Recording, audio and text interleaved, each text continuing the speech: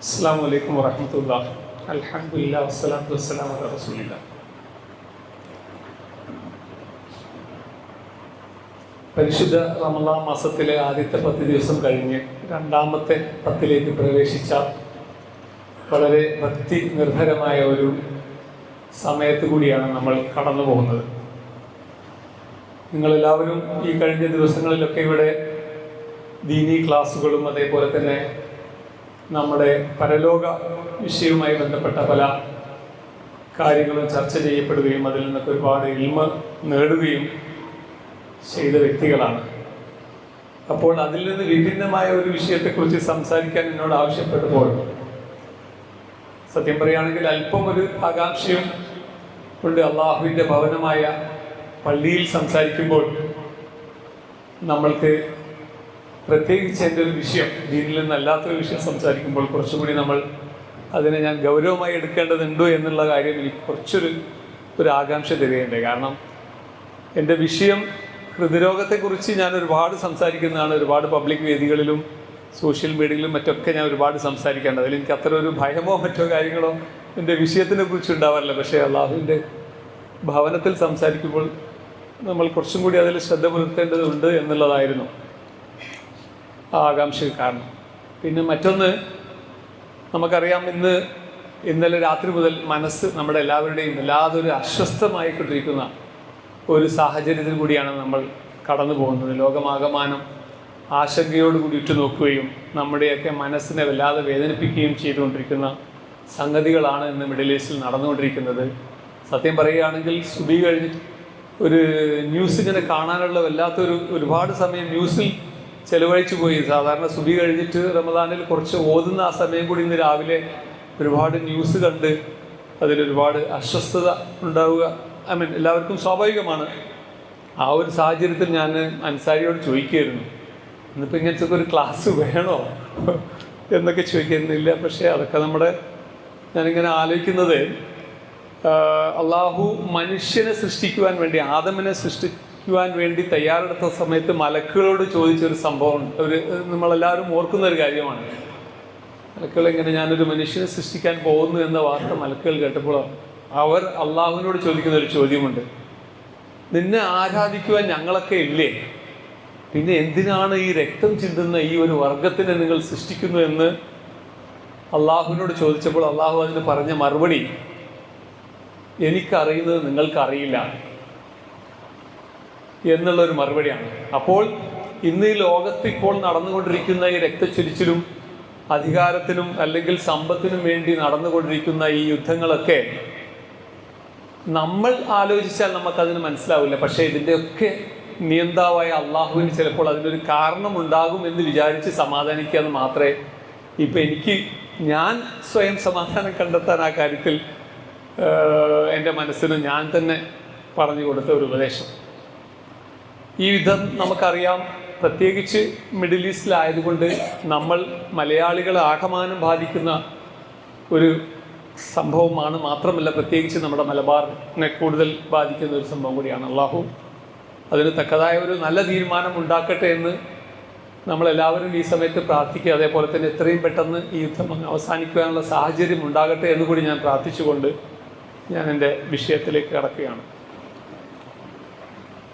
അള്ളാഹു പറയുന്നു, ഒമാ ഖലഖത്തുൽ ജിന്ന വൽ ഇൻസ ഇല്ലാ ലിയഅ്ബുദൂൻ. അള്ളാഹു മനുഷ്യനെയും ജിന്നുകളെയും സൃഷ്ടിച്ചത് അവന് ആരാധന അർപ്പിക്കുവാൻ വേണ്ടി മാത്രമാണ്. അപ്പോൾ അങ്ങനെ പറയുമ്പോൾ നമുക്ക് ആക്ച്വലി നമ്മൾ ഇന്ന് ഉദ്ദേശിക്കുന്ന സബ്ജക്റ്റിനൊന്നും അള്ളാഹുവിൻ്റെ ഭവനത്തിൽ വലിയ ഒരു ഇമ്പോർട്ടൻസ് ഉണ്ടാവില്ല എന്ന് തോന്നുന്നു. കാരണം നമ്മൾ ഈ ആരോഗ്യത്തെക്കുറിച്ചൊക്കെ കുറിച്ചൊക്കെ ഒരുപാട് പറയണോ, നമ്മൾ തീർച്ചയായിട്ടും അള്ളാഹുവിന് ഇബാദത്ത് ചെയ്യുന്നതിനല്ലേ കൂടുതൽ കോൺസെൻട്രേറ്റ് ചെയ്യേണ്ടത് എന്നതുകൂടി എൻ്റെ മനസ്സിൽ ഉരുത്തിരിഞ്ഞ് വരികയാണ്. അപ്പോൾ പക്ഷെ അതേ സമയത്ത് നമ്മൾ മനസ്സിലാക്കുകയാണെങ്കിൽ ഇസ്ലാം മറ്റ് പല കോൺസെപ്റ്റുകളെ പോലെ ഈ ലോകത്തെ ജീവിതം മുഴുവൻ ത്യജിച്ച് എല്ലാ സുഖ സൗകര്യങ്ങളും ഉപേക്ഷിച്ച് ഒരു പക്ഷേ ചില ആളുകളൊക്കെ ചെയ്യുന്ന പോലെ ഒരു ബ്രഹ്മചാര്യമോ അതല്ലെങ്കിൽ സ്വയം നമ്മുടെ ഇഷ്ടങ്ങളെയും നമ്മുടെ ശരീരത്തെയും ഒക്കെ ത്യജിപ്പിച്ചുകൊണ്ട് ജീവിക്കാനല്ല ഇസ്ലാം പറഞ്ഞിട്ടുള്ളത് എന്ന് കൂടി നമ്മൾ മനസ്സിലാക്കണം. മാത്രമല്ല അള്ളാഹുവിൻ്റെ റസൂൽ ഏറ്റവും ഇമ്പോർട്ടൻ്റ് ആയി പറഞ്ഞിരുന്ന ഒരു പ്രാർത്ഥനയാണ്, നമുക്ക് എല്ലാവർക്കും സുപരിചിതമായി നമ്മളെല്ലാവരും ഡെയിലി പ്രാർത്ഥിച്ചു കൊണ്ടിരിക്കുന്ന പ്രാർത്ഥനയായ റബ്ബന ആതിന ഫിദ് ദുനിയ ഹസനത്തൻ വഫിൽ ആഖിറതി ഹസനത്തൻ വഖിന അദാബന്നാർ. നമ്മളെല്ലാവരും മക്കത്ത് ചെന്നാൽ മസ്ജിദുൽ ഹറമിൽ നമ്മൾ തവാഫ് ചെയ്യുമ്പോഴും ശരിക്ക് എന്താ പറയുക, ഒരു ആധികാരികമായി പറയപ്പെട്ട ഒരു പ്രാർത്ഥന കൂടിയാണല്ലോ അത്. അപ്പോൾ ആ പ്രാർത്ഥനയിൽ തന്നെ ഇതിൻ്റെ ഒരു ഉള്ളടക്കമുണ്ട്. നമ്മൾ പരലോകത്തിന് വേണ്ടിയാണ് നമ്മുടെ the core concept of Islam. നമ്മൾ ആക്ച്വലി നമ്മുടെ പരലോക മോചനമാണ്, അതല്ലാതെ ഈ ലോകത്തിലുള്ള കാര്യങ്ങളല്ല. പക്ഷേ എങ്കിലും ഈ ലോകത്തിനും ഇമ്പോർട്ടൻസ് കൊടുത്തിട്ടുണ്ട് എന്നുള്ളതിൽ നമുക്ക് ആ പ്രാർത്ഥനയിൽ നമുക്ക് മനസ്സിലാക്കാം. മാത്രമല്ല റബ്ബന ആതിന ഫിദ് ദുനിയ എന്നാണ് ആദ്യം പറഞ്ഞത്. ഈ ലോകം കഴിഞ്ഞിട്ടാണല്ലോ പരലോകം വരുന്നത്. അതുകൊണ്ട് ഈ ലോകത്തിലെ ഹസനാത്തിന് വേണ്ടിയും അതേപോലെ തന്നെ പരലോകത്തിലെ ഹസനാത്തിന് വേണ്ടി കൂടിയാണ് നമ്മൾ പ്രാർത്ഥിക്കുന്നത് എന്നുകൂടി നമുക്കതിൽ നിന്ന് മനസ്സിലാക്കാം. മാത്രമല്ല അള്ളാഹുവിൻ്റെ റസൂല് ആരോഗ്യത്തിന് അദ്ദേഹത്തിൻ്റെ ജീവിതത്തിൽ ഒരുപാട് ഇമ്പോർട്ടൻസ് കൊടുത്തിരുന്നു എന്നുള്ളത് പല സാഹചര്യത്തിൽ കൂടി നമുക്ക് മനസ്സിലാവും. റസൂൽ നമുക്ക് പഠിച്ച പ്രാർത്ഥനകൾ തന്നെ നമ്മൾ നോക്കുകയാണെങ്കിൽ, നമ്മൾ നമസ്കാരത്തിൽ തന്നെ ഇപ്പോൾ നമ്മൾ ദിവസവും 5 നേരം നമസ്കരിക്കുന്നു. ഈ സുജൂദിൻ്റെ ഒക്കെ ഇടയ്ക്കുള്ള ഇരുത്തത്തിൽ നമ്മൾ പ്രാർത്ഥിക്കുമ്പോൾ നമ്മളെ നേർവഴിയിൽ റബ്ബന നമ്മൾ നേർവഴിയിലാക്കണമേ, നമ്മളെ മാഫിറത്ത് നൽകണമേ, നമുക്ക് അതേപോലെ തന്നെ ഹാഫിയത്തും നൽകണേ എന്ന് നമ്മൾ അതിൽ പ്രാർത്ഥിക്കുന്നുണ്ടല്ലോ. റബ്ബി ഫിർലി വർഹംനി വജ്ബുർനി വർഫൈനി വർസുഖ്നി വഹദിനി വഹാഫിനി. അപ്പോൾ നമ്മൾ ഹാഫിയത്തിന് കൂടി വേണ്ടി പ്രാർത്ഥിക്കുന്നുണ്ട്. മാത്രമല്ല നമ്മൾ പ്രഭാതത്തിലും പ്രദോഷത്തിലും അള്ളാഹുവിൻ്റെ റസൂൽ നമുക്ക് പഠിപ്പിച്ച പ്രാർത്ഥനകളിലും ദിവസേന അള്ളാഹുവിൻ്റെ റസൂൽ പ്രാർത്ഥിക്കുന്ന പ്രാർത്ഥനയാണ് അല്ലാഹുമ്മ ഇന്നി അസ്അലുക്കൽ അഫ്വ വൽ ആഫിയ ഫിദ് ദുനിയ വൽ ആഖിറ എന്നതൊക്കെ. അപ്പോൾ എപ്പോഴും ഹാഫിയത്ത് എന്ന് പറയുന്നത് ഈ ലോകത്ത് നമുക്ക്, നമ്മൾ മലയാളത്തിൽ പറയുന്ന പോലെ ആരോഗ്യമാണ് ഏറ്റവും വലിയ സമ്പത്ത് എന്ന് നമ്മൾ പറയുമല്ലോ, എന്നതുപോലെ ഈ ലോകത്തിലുള്ള ഏറ്റവും വലിയ സമ്പത്തിലൊന്ന് നമ്മുടെ ആരോഗ്യം തന്നെയാണ്. അതുമാത്രമല്ലാതെ അല്ലാഹുമ്മ ആഫിനി ഫി ബദനി, അല്ലാഹുമ്മ ആഫിനി ഫി സംഇ, അല്ലാഹുമ്മ ആഫിനി ഫി ബസറി എന്നിങ്ങനെ ഓരോരോ നമ്മുടെ ശരീരത്തിനും കണ്ണിനും കാതിനും ഒക്കെ ആരോഗ്യം തരണമേ എന്ന് അള്ളാഹുവിൻ്റെ റസൂലിൻ്റെ നിത്യേനയുള്ള പ്രാർത്ഥനകൾ പ്രാർത്ഥിച്ചതായിട്ട് നമുക്കറിയാം. അതുകൊണ്ട് തന്നെ പിന്നെ നമ്മൾ ഇതിനെപ്പറ്റി പറയുകയാണെങ്കിൽ, നമ്മൾ നമ്മുടെ ജീവിതത്തിൽ അള്ളാഹുവിൻ്റെ റസൂലിൻ്റെ അധ്യാപനങ്ങൾ നമ്മൾ കൊണ്ടുവരികയാണെങ്കിൽ പിന്നെ നമുക്ക് ആരോഗ്യത്തിന് ശരിക്കും പറയുകയാണെങ്കിൽ വേറെ ഒരു ക്ലാസ്സിൻ്റെ ആവശ്യമില്ല. ഇപ്പോൾ നമ്മൾ ഉദാഹരണമായി പറയുകയാണ്, നമുക്കറിയാം ഇന്ന് ലോകത്ത് ഏറ്റവും നല്ല ആരോഗ്യമുള്ള ഒരു വിഭാഗം ആളുകളായിട്ട് പറയുന്നത് ജാപ്പനീസിനെയാണ്, ജപ്പാൻകാരെ. ലോകത്ത് ഏറ്റവും കൂടുതൽ ആയുർദൈർഘ്യമുള്ള ആളുകളും അവരാണ്. 100 വയസ്സിന് മുകളിൽ ജീവിക്കുന്ന ഏറ്റവും കൂടുതൽ മനുഷ്യരുള്ളത് ജപ്പാനിലാണ്. അത് പ്രത്യേകിച്ച് ജപ്പാനിൻ്റെ ഒരു വില്ലേജ് ഉണ്ട്, ഒരു പ്രത്യേക ഏരിയ. ആ ഏരിയയിൽ അധികം ആളുകളും 100 വയസ്സിൻ്റെ അപ്പുറത്തേക്ക് പോകുന്നു എന്നുള്ളതാണ്. അപ്പോൾ അതിനെക്കുറിച്ച് പഠനം നടത്തിയ ഒരു ബുക്ക് തന്നെ ഉണ്ട്, നിങ്ങൾക്ക് എല്ലാവർക്കും കിട്ടും. ഇപ്പോൾ ഇവിടെ നമുക്ക് ആമസോണിൽ വാങ്ങാൻ കിട്ടും. ഇക്കിക്കായി എന്ന് പറയുന്ന ഒരു ബുക്കാണത്. അപ്പോൾ ഒരാൾ അതിനെക്കുറിച്ച് പഠനം നടത്താൻ വേണ്ടി പോയി, എന്തുകൊണ്ടാണ് ഇവരുടെ ഈ ആരോഗ്യത്തിൻ്റെ രഹസ്യം എന്താണ്. അപ്പോൾ അവർ പഠനം നടത്തുമ്പോൾ എല്ലാം പ്രായമായ ആളുകളാണ് അവിടെ താമസിക്കുന്നത്. അപ്പോൾ അവരുടെ ജീവിതത്തിൻ്റെ ചര്യയിൽ നോക്കുമ്പം അവർ ഫോളോ ചെയ്യുന്ന 1-2 കാര്യങ്ങളുണ്ട്. ഒന്നാമത്തെ കാര്യം എന്താണെന്ന് വെച്ചാൽ, അവർക്കൊരു 80% റൂൾ എന്ന ഒരു റൂളുണ്ട്. അതെന്താണെന്ന് വെച്ചാൽ, ആ ജാപ്പനീസ് പൊതുവെയും പ്രത്യേകിച്ച് ഈ വിഭാഗത്തിലുള്ള ആളുകൾ, ആ ഒരു ദ്വീപാണത് ആക്ച്വലി, അവിടെയുള്ള ആളുകൾ ഒരിക്കലും അവരുടെ വയറിനെ അവർ ഫുള്ളായിട്ട് നിറക്കാറുണ്ടായിരുന്നില്ല. എന്ന് വെച്ചാൽ അവർ 80% റൂൾ എന്ന് പറയും. 80% മുകളിൽ വയറ് അവർ ഫില്ല് ചെയ്യില്ല ഒരിക്കലും. അപ്പോൾ നമുക്കറിയാം, ഖുർആനിൽ തന്നെ അല്ലാഹുവിൻ്റെ റസൂൽ നമ്മൾ പഠിപ്പിച്ചിട്ടുണ്ട്, ഒരു പാത്രമുണ്ട്, അത് നിറയ്ക്കുന്ന അത്ര നീചമായ വൃത്തി വേറൊന്നുമില്ല എന്നുള്ള രീതിയിൽ ഒരു ഹദീസ്, എനിക്ക് എക്സാക്റ്റ് ഹദീസ് കോട്ട് ചെയ്യാൻ അറിയില്ല, പക്ഷേ എൻ്റെ മെമ്മറിയിൽ വന്നതാണ്. അപ്പോൾ നമ്മൾ നമ്മുടെ ഈ ഒരു പാത്രം എന്ന് വെച്ചാൽ നമ്മുടെ വയറായ പാത്രത്തെ ഈ രീതിയിൽ നിറയ്ക്കുന്നത് തന്നെ ഒരു രോഗത്തിൻ്റെ ഒരു കാരണമാണെന്ന് നമുക്ക് അതിൽ നിന്ന് തന്നെ മനസ്സിലാക്കാം. മാത്രമല്ല അവരുടെ വേറെ ഒരു സംഭവം എന്താണെന്ന് വെച്ചാൽ, അവർ സ്വന്തമായിട്ട് അധ്വാനിച്ചിട്ട് കഴിക്കും. അവർ വളരെ സിമ്പിളായിട്ടുള്ള ഭക്ഷണങ്ങളാണ് കഴിക്കുക. പിന്നെ മത്സ്യാഹാരം അവരുടെ ഭക്ഷണത്തിൽ വളരെ കൂടുതലായിരുന്നു. നമുക്കറിയുന്നത് ഏറ്റവും ആരോഗ്യത്തിന് നല്ല ഒരു പ്രോട്ടീൻ ഫുഡ് എന്താണെന്ന് വെച്ചാൽ മത്സ്യാഹാരമാണ്, അല്ലെങ്കിൽ കടലിൽ നിന്നുള്ള നമ്മുടെ സീ ഫുഡാണ്. അതിൽ ഒരുപാട് ആൻറ്റി ഓക്സിഡൻസും ഒരുപാട് രോഗങ്ങളെ പ്രതിരോധിക്കാനുള്ള ഒരുപാട് വൈറ്റമിൻസും ആൻറ്റി ഓക്സിഡൻസും ഉള്ള ഒരു ആഹാരമാണ് നമ്മുടെ സീ ഫുഡ്. അപ്പോൾ ഈ ജാപ്പനീസ് ആക്ച്വലി ഒരുപാട് മത്സ്യാഹാരങ്ങൾ അവർ കഴിക്കുമായിരുന്നു. പിന്നെ എത്ര പ്രായമായാലും സ്വന്തമായിട്ട് എന്തെങ്കിലും ഒരു ചെറിയ ജോലിയെങ്കിലും അവർ ചെയ്യും. ഈ 90 വയസ്സും 100 വയസ്സുമുള്ള ഉമ്മമാരും ഉപ്പമാരും ഒക്കെ അവരുടെ ചെറിയൊരു വീടായിരിക്കും, അതിൻ്റെ ബാക്കിൽ എല്ലാവർക്കും കുറച്ചൊരു സ്ഥലം ഉണ്ടാവും കൃഷി ചെയ്യാൻ. അവരുണ്ടാക്കുന്ന പച്ചക്കറി, അവരുണ്ടാക്കുന്ന ഫ്രൂട്ട്സ്, ഇതൊക്കെയായിരുന്നു അവർ കഴിച്ചിരുന്നത്.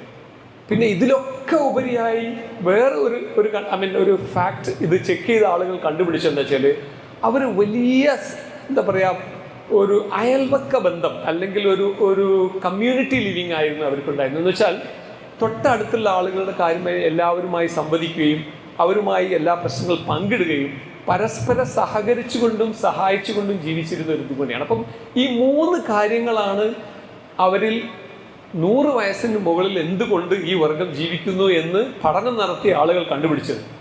നമ്മൾ നോക്കുകയാണെങ്കിൽ ആക്ച്വലി അള്ളാഹുവിൻ്റെ റസൂൽ ഇതിപ്പോൾ നമ്മളിപ്പോൾ പറയുന്നതാണ് 80% പോളിസി എന്ന് പറയുന്നത്. എന്ന് വെച്ചാൽ 80%-ലധികം അവരുടെ വയറിനെ അവർ ഫില്ല് ചെയ്തിട്ടുണ്ടായിരുന്നില്ല. അള്ളാഹുവിൻ്റെ റസൂൽ 1400-ൽ പരം വർഷങ്ങൾക്ക് മുമ്പ് 66.666% അന്ന് പറഞ്ഞിരുന്നു. അതൊന്നും നമ്മൾ ചെവി കൊണ്ടില്ല, അല്ലെങ്കിൽ ആരും പറഞ്ഞില്ല. ഈ 66.66 ഞാൻ പറയാൻ കാരണം എന്ന് വെച്ചാൽ അള്ളാഹുവിൻ്റെ റസൂൽ പറഞ്ഞ നമുക്ക് എല്ലാവർക്കും അറിയുന്നതാണ്, നിങ്ങളുടെ വയറിൻ്റെ 1/3 ഭക്ഷണം കഴിക്കുക, 1/3 വെള്ളം കുടിക്കുക, 1/3 വിടുക എന്നുള്ള. അപ്പം ഞാൻ 1/3, 2 ഞാൻ 66.66 എന്ന് പറയുന്നത്. അപ്പോൾ 80% ഭക്ഷണം പാടുള്ളൂ എന്ന ഒരു പോളിസിയുമായി കൊണ്ടു നടന്ന ഒരു ജനത അത്ര നല്ല ആരോഗ്യമുണ്ടെങ്കിൽ നമ്മൾ അള്ളാഹുവിൻ്റെ റസൂലിൻ്റെ ഈ അധ്യാപനമായ 66.6% മാത്രം നമ്മളുടെ വയറിന് ഭക്ഷണം കഴിക്കുകയാണെങ്കിൽ പിന്നെ നമുക്ക് ആരോഗ്യത്തിനെ പറ്റി ക്ലാസ് ഒന്നും എടുക്കേണ്ടി വരികയില്ലായിരുന്നു. അതേപോലെ അയൽപക്ക ബന്ധത്തെക്കുറിച്ച് എത്ര മനോഹരമായി അല്ലെങ്കിൽ എത്രമാത്രം ഇമ്പോർട്ടൻസോട് കൂടിയിട്ടാണ് റസൂൽ നമ്മളെ പഠിപ്പിച്ചത്. അത് പറയുന്നത് കേട്ടപ്പോൾ ചില സഹാബികൾക്ക് സംശയം വന്നുപോയി. ചിലപ്പോൾ സ്വത്തിൻ്റെ ഒരു വീതം പോലും അയൽവാസിക്ക് കൊടുക്കണമെന്ന് റസൂൽ പറയാൻ പോകുന്നോ എന്ന് പോലും അന്ന് സഹാബികൾ സംസാരിക്കുന്ന അത്ര വലിയ ഒരു അയൽപക്ക ബന്ധത്തിനും അതേപോലെ ഒരു സാമൂഹിക ജീവിതത്തിനും അള്ളാഹുവിൻ്റെ റസൂൽ അല്ലെങ്കിൽ ഇസ്ലാം നമുക്ക് നിർദ്ദേശിച്ചിട്ടുണ്ട്. അപ്പോൾ പിന്നെ ആരോഗ്യത്തിന് നമ്മൾ വേറെ എവിടെയും പോകണ്ടല്ലോ, മനസ്സമാധാനം.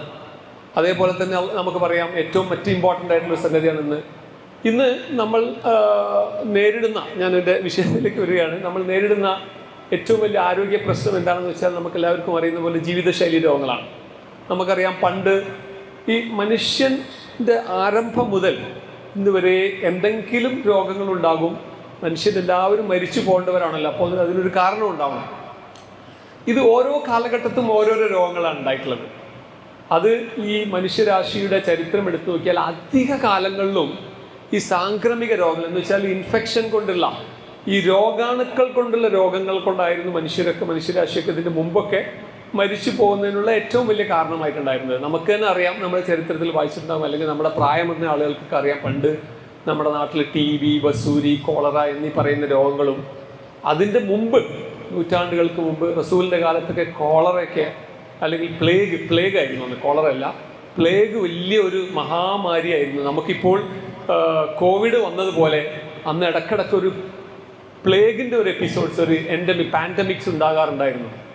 അപ്പോൾ പണ്ട് കാലത്തൊക്കെ പതിനായിരക്കണക്കിന് വർഷങ്ങളിൽ മനുഷ്യൻ ആദം നബി മുതൽ ഇന്ന് വരെയുള്ള മനുഷ്യൻ്റെ മരണത്തിന് കാരണമായതിൽ ഒരുപാട് കാരണങ്ങൾ ഇതേപോലത്തെ രോഗാണുക്കളെ കൊണ്ടുള്ള രോഗങ്ങളായിരുന്നു. പക്ഷേ ഇന്ന് വൈദ്യശാസ്ത്രം ആ ഏരിയയിലൊക്കെ ഒരുപാട് കണ്ടുപിടുത്തങ്ങളും ഈ രോഗാണുക്കളൊക്കെ കൺട്രോൾ ചെയ്യാനുള്ള ഒരുപാട് ആൻറ്റിബയോട്ടിക്സും മറ്റും കണ്ടുപിടിച്ച് കോൺക്വർ ചെയ്യാൻ പറ്റിയപ്പോൾ ഇന്നത്തെ കാലത്തെ രോഗം വേറെ പലതുമായി മാറി. നമുക്കറിയാം, പണ്ട് കാലത്ത് ഈ പ്ലേഗ് രോഗങ്ങളൊക്കെ തന്നെ ഒരു പക്ഷേ 300 വർഷങ്ങൾക്ക് മുമ്പ് യൂറോപ്പിൻ്റെ ഒക്കെ ജനസംഖ്യയുടെ ഏകദേശം 1/3 തന്നെ മരിച്ചുപോയി എന്നാണ്. നിങ്ങൾ ആലോചിച്ച് നോക്കുക, നമുക്ക് ഈ അടുത്ത കാലത്ത് കോവിഡ് വന്നപ്പോൾ നമ്മുടെ ജനസംഖ്യയുടെ ആക്ച്വലി 1% പോലും മരിച്ചിട്ടില്ല. എന്നിട്ട് നമുക്കതുണ്ടാക്കിയ ഒരു പാനിക്, നമുക്കുണ്ടാക്കിയ ഒരു ഭീകരമായ അന്തരീക്ഷം എന്തായിരുന്നു? അങ്ങനത്തെ ഒരു സാഹചര്യത്തിൽ നിങ്ങൾ ആലോചിച്ച് നോക്കുക, ഒരു മനുഷ്യരാശിയുടെ 1/3. ഇപ്പം നമ്മൾ ഈ റൂമിൽ ഇപ്പോൾ ഒരു 100-250 പേരുണ്ടെങ്കിൽ അതിന് 100-150 പേരിങ്ങനെ മരിച്ചു വീഴുന്ന ഒരു കാലഘട്ടം. മാത്രമല്ല, അന്ന് യൂറോപ്പിൻ്റെ റോഡുകളിലൊക്കെ ശവങ്ങൾ നീക്കാൻ പോലും പറ്റാത്ത അത്ര ഒരു ഭയാനകരമായ ഒരു അന്തരീക്ഷമൊക്കെ ഈ ലോകത്ത് കടന്നുപോയിട്ടുണ്ട്. അപ്പോൾ അതിൽ നിന്നൊക്കെ മാറി ഇന്ന് നമ്മൾ നേരിടുന്ന രോഗങ്ങളൊക്കെ ആക്ച്വലി ജീവിതശൈലി രോഗങ്ങളാണ്. ഇന്ന് നിങ്ങൾ ഏതെങ്കിലും ഒരു ഹോസ്പിറ്റലിൽ പോവുകയാണെങ്കിൽ, നമ്മുടെ കോഴിക്കോടുള്ള വലിയ വലിയ ഹോസ്പിറ്റലിൽ കയറി നോക്കിയാൽ അവിടെയുള്ള സ്റ്റാറ്റിസ്റ്റിക്സ് എടുത്ത് നോക്കുകയാണെങ്കിൽ, അവിടുത്തെ രോഗങ്ങളുടെ സ്റ്റാറ്റിസ്റ്റിക്സ് എടുത്ത് നോക്കുകയാണെങ്കിൽ അതിൽ ചിലപ്പോൾ ഒന്നിൽ നിൽക്കുന്നത് ഒരു പക്ഷേ ഹാർട്ട് അറ്റാക്ക് ആയിരിക്കാം. അല്ലെങ്കിൽ ഇന്ന് നമ്മൾ മരണത്തിൻ്റെ ലിസ്റ്റ് എടുത്ത് നോക്കുകയാണെങ്കിൽ ഒന്നാമത്തത് ഹാർട്ട് അറ്റാക്കാണ്, രണ്ടാമത്തത് ക്യാൻസറാണ്, മൂന്നാമത്തത് കിഡ്നിയാണ്, ഫെയിലിയറാണ്, നാലാമത്തത് സ്ട്രോക്കാണ്. പിന്നെയാണ് നമ്മൾ നേരത്തെ പറഞ്ഞ രോഗാണുക്കളെ കൊണ്ടുള്ള സാംക്രമിക രോഗങ്ങളൊക്കെ. അപ്പോൾ ഈ രോഗങ്ങളൊക്കെ തന്നെ നമ്മൾ അതിൻ്റെ ഒരു മൂല കാരണങ്ങളിലേക്ക് പോവുകയാണെങ്കിൽ, ഇപ്പം നമുക്ക് TB വരിക എന്ന് പറയുമ്പോൾ TBൻ്റെ രോഗാണുവിനെ കൊണ്ട് വരികയാണ്. കോളറ വരുന്നത് അതിൻ്റെ രോഗാണുവിനെ കൊണ്ടാണ് വരുന്നത് എന്ന പോലെ ഇന്നത്തെ ഈ ജീവിതശൈലി രോഗങ്ങളെ നമ്മൾ മൊത്തം എടുത്തു നോക്കുകയാണെങ്കിൽ അതിൻ്റെ മൂല കാരണങ്ങൾ ഞങ്ങളതിനെ റിസ്ക് ഫാക്ടേഴ്സ് എന്ന് പറയും. ഈ റിസ്ക് ഫാക്ടേഴ്സ് ആയിട്ട് പറയുന്നത് ഒന്നാമതായി നിൽക്കുന്നത് ഡയബറ്റീസ് ആണ്, പ്രമേഹ രോഗമാണ്. രണ്ടാമതായി നിൽക്കുന്നത് പ്രഷറാണ്. മൂന്നാമതായി നിൽക്കുന്നത് കൊളസ്ട്രോളാണ്. നാലാമതായി സ്മോക്കിംഗ്. അഞ്ചാമതായി പറയുന്നത് നമ്മുടെ അമിതഭാരം. ആറാമതായി നമ്മുടെ പാരമ്പര്യം. പിന്നെ ചെറിയ ചെറിയ ഒരുപാട് കാരണങ്ങളുണ്ട്. പക്ഷേ ഈ കാരണങ്ങളൊക്കെ നിങ്ങൾ എടുത്തു നോക്കുകയാണെങ്കിൽ ഈ റിസ്ക് ഫാക്ടേഴ്സ് ഒന്നും തന്നെ ഇല്ലാതെ സാധാരണ ഈ രോഗങ്ങളിലേക്ക് ആളുകൾ എത്താറില്ല. അപ്പോൾ നമ്മൾ ഈ റിസ്ക് ഫാക്ടേഴ്സിനെ നമ്മൾ എടുത്തു നോക്കുകയാണെങ്കിൽ ഈ റിസ്ക് ഫാക്ടേഴ്സ് മൊത്തം നമ്മുടെ ജീവിതശൈലിയുമായി ബന്ധപ്പെട്ടതാണ്. അതുകൊണ്ട് തന്നെയാണ് ഇന്നത്തെ ഈ രോഗങ്ങളൊക്കെ ജീവിതശൈലി രോഗങ്ങൾ എന്ന് പറയുന്നത്. അപ്പോൾ നമ്മൾ ഇതിനെ ഓരോന്നിനെയും നമ്മൾ അനലൈസ് ചെയ്യുകയാണെങ്കിൽ ഇതിൽ അധികവും നമ്മുടെ ഈ പാരമ്പര്യം എന്ന് പറയുന്നത് നമ്മുടെ മാതാവിൽ നിന്നോ പിതാവിൽ നിന്നോ നമുക്ക് ജനറ്റിക്കായി കിട്ടുന്നതാണ്. അതിൽ നമുക്കൊന്നും ചെയ്യാൻ നിവൃത്തിയില്ല. ബാക്കിയുള്ള എല്ലാം തന്നെ നമ്മുടെ ജീവിതശൈലിയുമായി ഭയങ്കരമായി ബന്ധപ്പെട്ട് കിടക്കുന്നുണ്ട്. അതിൽ നമ്മുടെ ഭക്ഷണവും നമ്മുടെ വ്യായാമമില്ലായ്മയും ഒക്കെയാണ് ഏറ്റവും മുന്നിൽ നിൽക്കുന്നത്. അപ്പോൾ ഞാൻ ആദ്യം തന്നെ പറഞ്ഞു വെച്ചതുപോലെ നമ്മുടെ ഇസ്ലാമിൻ്റെ അധ്യാപനത്തിൻ്റെ രീതിയിൽ നമ്മൾ നമ്മുടെ ഭക്ഷണത്തിലേക്ക് പോവുകയാണെങ്കിൽ പിന്നെ നമ്മൾ ഇതിനെക്കുറിച്ചൊന്നും സംസാരിക്കേണ്ടി വരികയില്ല എന്നുള്ളതാണ്. ആക്ച്വലി ഞാൻ ഇന്ന് നിങ്ങൾക്കറിയാം, സോഷ്യൽ മീഡിയയിലായിക്കോട്ടെ അല്ലെങ്കിൽ മെഡിക്കൽ ആളുകളായിക്കോട്ടെ, ഒരുപാട് ആളുകൾ ഒരുപാട് സാധനങ്ങളൊന്നും കഴിക്കാൻ പാടില്ല എന്നാണ് പറയാറ്.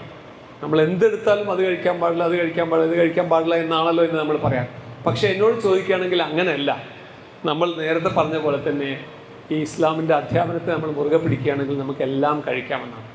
അതിലേറ്റവും മുഖ്യമായിട്ടുള്ള സംഗതി ഈ ഭക്ഷണത്തിൻ്റെ ക്വാണ്ടിറ്റിയാണ്. അല്ലാഹുവിൻ്റെ റസൂൽ അന്ന് പറഞ്ഞ പോലെ തന്നെ നമ്മൾ കുറച്ച് കഴിക്കുകയാണെങ്കിൽ നമുക്കെല്ലാം കഴിക്കാം.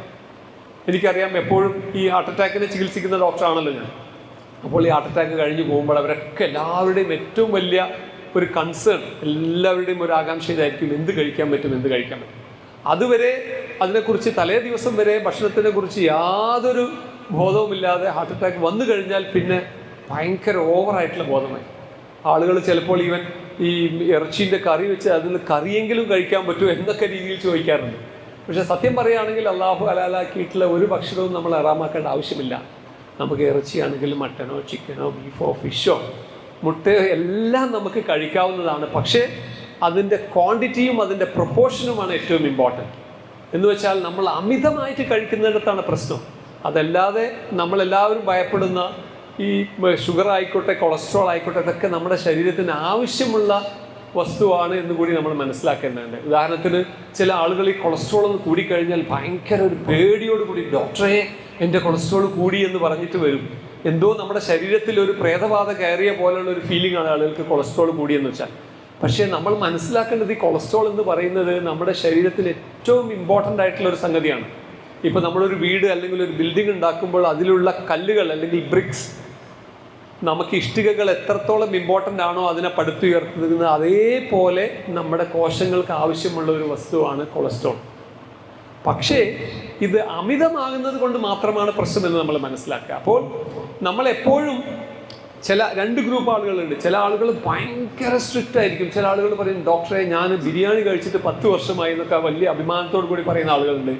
അതേസമയത്ത് മറ്റൊരു വിഭാഗമുണ്ട്, ഇതിനെക്കുറിച്ച് ഒരു ബോധവുമില്ലാത്ത രീതിയിൽ വാരി വലിച്ചു തിന്നുന്ന വിഭാഗം. ആക്ച്വലി രണ്ടും തെറ്റാണ്. നമുക്ക് ബിരിയാണി കഴിക്കാം, പക്ഷേ എല്ലാ നേരവും ബിരിയാണി കഴിക്കരുത്, എന്നും ബിരിയാണി കഴിക്കരുത് എന്നുള്ളതാണ് എൻ്റെ വിഷയം. അപ്പോൾ നമ്മൾ ഈ ഭക്ഷണത്തിൻ്റെ കാര്യത്തിൽ നമ്മൾ എടുക്കുകയാണെങ്കിൽ മിതത്വം പാലിക്കുക എന്നുള്ളതാണ് ഏറ്റവും ചുരുക്കി ഒറ്റവാക്കിൽ എനിക്കതിനെക്കുറിച്ച് പറയാനുള്ളത്. പിന്നീട് നമുക്ക് ആക്ച്വലി ഇപ്പോൾ നമ്മളൊരു ഇസ്ലാമികപരമായിട്ട് നോക്കുകയാണെങ്കിൽ അല്ലെങ്കിൽ ആരോഗ്യപരമായി നോക്കുകയാണെങ്കിൽ നമുക്ക് ഏറ്റവും മുഖ്യമായിട്ട് ഇപ്പം നമ്മുടെ ആരോഗ്യത്തിന് വേണ്ട ഒന്ന് വൃത്തിയാണ്, നമ്മുടെ ക്ലെൻലിനെസ്. ഇപ്പോൾ നമ്മുടെ ഈ കോവിഡ് സമയത്തും നമ്മൾ മനസ്സിലാക്കി എല്ലാ സ്ഥലത്തും നമ്മൾ ടാപ്പുകൾ വെച്ചിരുന്നു കൈ കഴുകാൻ. ആക്ച്വലി ഒരു 5 നേരം കൃത്യമായി നമസ്കരിക്കുന്ന ഒരാൾ 5 പ്രാവശ്യം ഒന്നു എടുക്കുമ്പോൾ തന്നെ അവൻ വൃത്തിയായില്ലേ.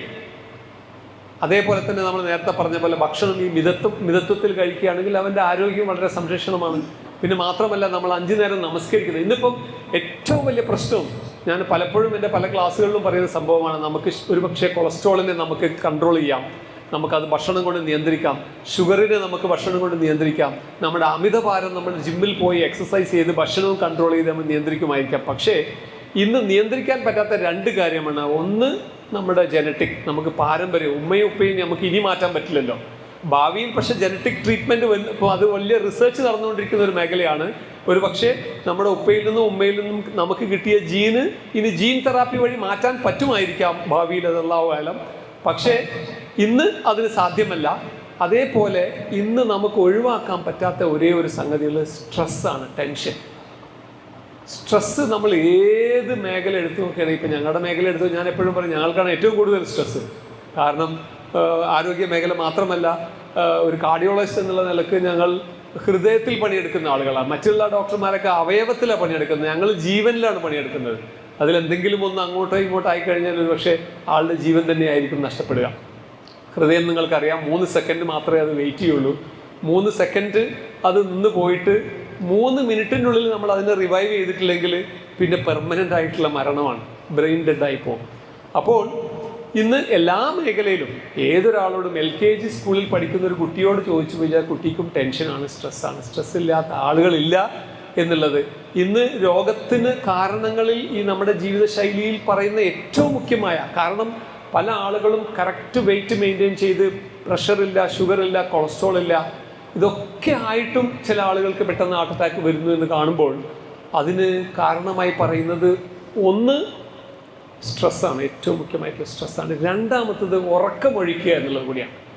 അത് നിങ്ങൾ ആലോചിച്ച് നോക്കൂ. നമുക്ക് ഇസ്ലാം, അള്ളാഹുവിൻ്റെ റസൂലിൻ്റെ ജീവിതചര്യ നമ്മൾ പരിശോധിക്കുകയാണെങ്കിൽ അള്ളാഹുവിൻ്റെ റസൂലിൻ്റെ ഒരു ഹാബിറ്റ്, ഇഷ കഴിഞ്ഞു കഴിഞ്ഞാൽ പിന്നെ വേറെ ഇമ്പോർട്ടൻ്റ് ആയിട്ടുള്ള ഒരു കാര്യങ്ങളും ഇല്ലെങ്കിൽ നേരെ കിടന്നുറങ്ങുമെന്നാണ് ഞാൻ പഠിച്ചിട്ടുള്ളത്. അതേപോലെ തന്നെ പ്രഭാതത്തിൽ വളരെ നേരത്തെ സുബീൻ്റെ മുമ്പേ എഴുന്നേക്കുമായിരുന്നു. ആ രീതിയിൽ നമ്മൾ ഉറങ്ങുകയാണെങ്കിൽ അതിനേക്കാളും വലിയ ഒരു ആരോഗ്യത്തിനുള്ള ഒരു ക്ലാസ് എനിക്ക് എടുക്കേണ്ടതില്ല. അപ്പോൾ നമ്മൾ പറഞ്ഞ ഈ കാര്യങ്ങളൊക്കെ നമ്മുടെ ഇസ്ലാമിൽ അല്ലാത്ത രീതിയിൽ തന്നെ നമ്മൾക്ക് പറഞ്ഞ് പഠിപ്പിച്ചു തന്നിട്ടുണ്ട്. അത് തന്നെ നമ്മൾക്ക് 1400 വർഷം കഴിഞ്ഞിട്ട് സയൻസും മോഡേൺ സയൻസും ഒക്കെ ഇത്ര ഡെവലപ്പായിട്ടും ഒരു കാർഡിയോളജിസ്റ്റ് എന്ന നിലയിൽ, കാർഡിയോളജി എന്നാൽ നിങ്ങൾക്ക് അറിയാമല്ലോ, നമ്മൾ MBBS പഠിക്കണം. MBBS പഠിച്ച് തീരാൻ തന്നെ കുറേ പ്രശ്നമാണ്. അത് പിന്നെ കഴിഞ്ഞിട്ട് MD ജനറൽ മെഡിസിൻ പഠിക്കണം. MD ജനറൽ മെഡിസിനിലാണ് ഞങ്ങൾ എല്ലാ രോഗങ്ങളെ കുറിച്ച് പഠിക്കുന്നത്. ന്യൂറോളജി, കാർഡിയോളജി, ഗ്യാസ്ട്രോളജി, നെഫ്രോളജി എല്ലാം പഠിക്കും, റുമറ്റോളജി ഇതൊക്കെ പഠിക്കും. അത് കഴിഞ്ഞിട്ട് പിന്നെ സൂപ്പർ സ്പെഷ്യാലിറ്റി ഡിഗ്രിയാണ് ഈ കാർഡിയോളജി, ന്യൂറോളജി, നെഫ്രോളജി എന്നൊക്കെ പറയുന്നത്. അത് കിട്ടാൻ വളരെ പ്രയാസം. അത് കിട്ടിക്കഴിഞ്ഞാൽ പിന്നെ പഠിച്ച് പുറത്തിറങ്ങാൻ വളരെ പ്രയാസം. എന്ന് വെച്ചാൽ ഒരു പുരുഷായുസിൻ്റെ ഏകദേശം ഒരു 50% പഠിച്ചെങ്കിൽ മാത്രമേ ഒരാൾ കാർഡിയോളജിസ്റ്റോ നെഫ്രോളജിസ്റ്റോ ന്യൂറോളജിസ്റ്റോ ആയിട്ട് പുറത്ത് വരുള്ളൂ. ഇത്ര കാലം പഠിച്ച എനിക്കും അവസാനം പറയാനുള്ളത് ഈ കുറച്ച് കാര്യങ്ങൾ തന്നെ. ഇതൊക്കെ നമ്മൾ പണ്ട് എപ്പോഴോ അല്ലാഹുവിൻ്റെ റസൂൽ നമുക്ക് പറഞ്ഞു തന്ന കാര്യങ്ങൾ തന്നെ ഉള്ളൂ. അപ്പോൾ നമ്മൾ ഈ സ്ട്രെസ്സിനെ കുറിച്ച് നമ്മൾ പറയുകയാണെങ്കിൽ നമുക്കിന്ന് സ്ട്രെസ് ഒഴിവാക്കാൻ പല മെത്തേഡുകളെ പറ്റി പറഞ്ഞ പോലെ എക്സസൈസ്, അല്ലെങ്കിൽ ബ്രീത്തിങ് എക്സസൈസ്, യോഗ, പ്രാർത്ഥന എന്ന് പറയുന്നത് സ്ട്രെസ് ഒഴിവാക്കാനുള്ള ഏറ്റവും ഒരു ഇമ്പോർട്ടൻ്റ് ആയിട്ടുള്ളൊരു ടൂളായിട്ടാണ് പറയുന്നത്.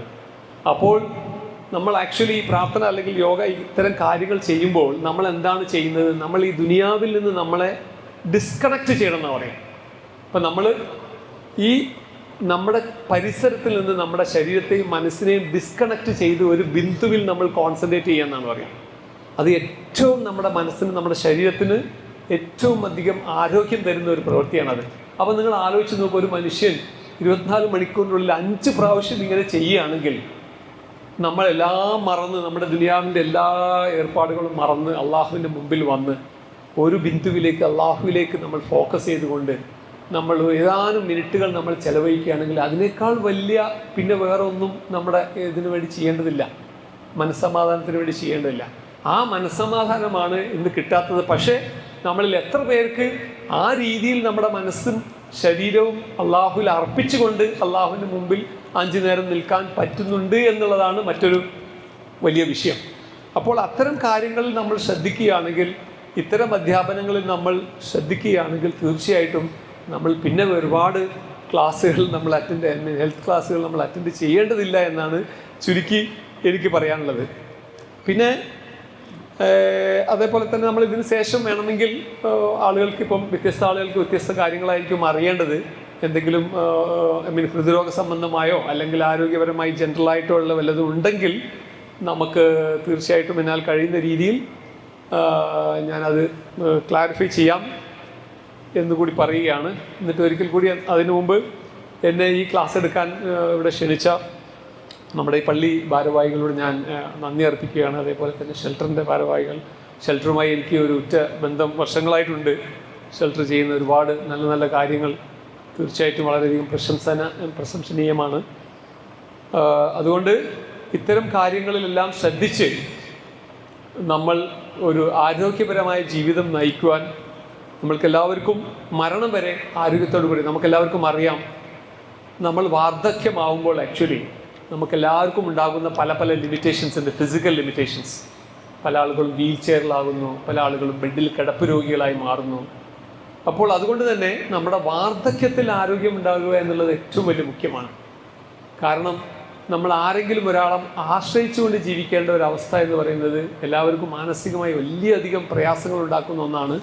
അതുകൊണ്ട് നമ്മൾക്കെല്ലാവർക്കും മരണം വരെ ആരോഗ്യത്തോടു കൂടി ജീവിക്കാനുള്ള ഒരു ചുറ്റുപാടുണ്ടാവണമെങ്കിൽ നമ്മൾ ഇപ്പോൾ തന്നെ നമ്മുടെ ആരോഗ്യത്തെ ശ്രദ്ധിക്കേണ്ടതുണ്ട്. അള്ളാഹു നമ്മൾക്കെല്ലാവർക്കും ആയുസ്സുള്ള കാലം വരെ നല്ല ആരോഗ്യവും ആഫിയത്തും നൽകട്ടെ എന്ന് പ്രാർത്ഥിച്ചുകൊണ്ട് ഞാൻ എൻ്റെ വാക്കുകൾ അവസാനിപ്പിക്കുന്നു. വാഹിറു ദഅ്വാനാ അൽഹംദുലില്ലാഹി റബ്ബിൽ ആലമീൻ. അസ്സലാമു അലൈക്കും വറഹ്മത്തുള്ളാഹി. ബ്ലോക്കിൻ്റെ അല്ലേ? അത് ഞാൻ ആക്ച്വലി ഞാൻ കുറച്ച് സോഷ്യൽ മീഡിയയിലൊക്കെ ഇങ്ങനത്തെ കാര്യങ്ങളൊക്കെ കുറേ പറയാറുണ്ട്. ഈ ഒരു ഇത് ഞാൻ പറഞ്ഞാണ് എനിക്ക് തോന്നുന്നത് ഒരുപാട് 1 മില്യൺ ആൾക്കാരൊക്കെ കണ്ടു അതിൻ്റെ ഉത്തരം. അങ്ങനെയല്ല, ഒന്നാമത്തത് ഞാൻ അതെ, ഈ ബ്ലോക്ക് നമ്മൾക്ക് ഉണ്ടോ എന്നുള്ളത് നേരത്തെ എങ്ങനെ അറിയാം എന്നുള്ളതാണ് ചോദ്യം.